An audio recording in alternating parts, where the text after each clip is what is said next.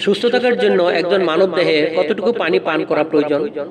সুস্থ থাকার জন্য একজন প্রাপ্তবয়স্ক মানুষের প্রতিদিন গড়ে 2.5 থেকে 3.5 লিটার পানি অর্থাৎ প্রায় 8 থেকে 12 গ্লাস পানি পান করা প্রয়োজন। তবে এই পরিমাণটি কয়েকটি বিষয়ের উপর নির্ভর করতে পারে। যেমন পুরুষ গড়ে 3.7 লিটার অর্থাৎ 13 থেকে 15 গ্লাস, নারী গড়ে 2.7 লিটার অর্থাৎ 9 থেকে 11 গ্লাস। শারীরিক পরিশ্রম যারা বেশি করেন, তারা বেশি ঘামেন, তাদের অতিরিক্ত পানি পান করা প্রয়োজন।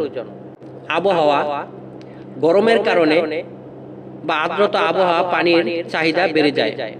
সহজভাবে বুঝতে, আপনার প্রস্রাবের রং যদি হালকা হলুদ অথবা পানির মতো পরিষ্কার থাকে, তবে বুঝবেন আপনি যথেষ্ট পানি পান করেছেন।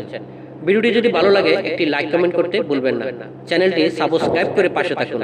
জাযাকাল্লাহ।